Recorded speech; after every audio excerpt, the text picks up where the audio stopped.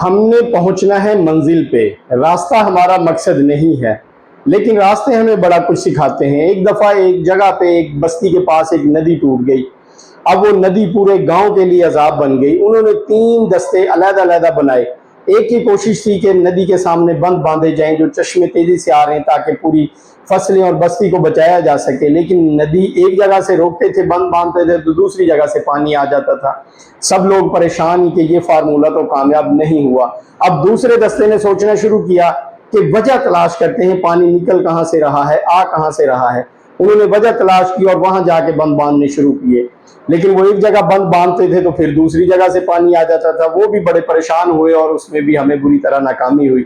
اور تیسرے جو لوگ تھے وہ بڑی توجہ سے دونوں پارٹیز کو دیکھ رہے تھے۔ مکانات اور فصلوں کو شدید نقصان پہنچ رہا تھا اور مزید زیادہ نقصان ہونے کا خطرہ تھا۔ تیسری پارٹی نے کیا کام کیا، انہیں سمجھ آ گئی کہ پانی کو روکا نہیں جا سکتا۔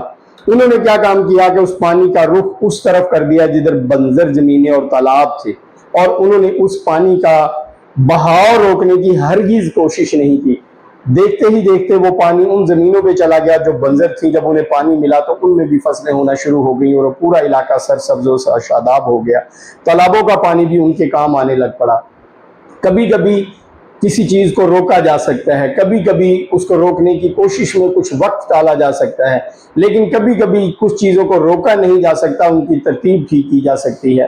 آپ کو یہ بات ذہن میں رکھنی چاہیے کہ آپ نے منزل پہ پہنچنا ہے، راستہ چاہے کوئی بھی ہو، آپ کو بند باندھنا پڑے، آپ کو وجہ ڈھونڈنی پڑے، یا آپ کو اسی چیز کے ساتھ اچھی طرح سے مینج کر کے آگے چلنا پڑے، لیکن کامیابی تک تو آپ نے بہرحال پہنچنا ہی پہنچنا ہے انشاءاللہ۔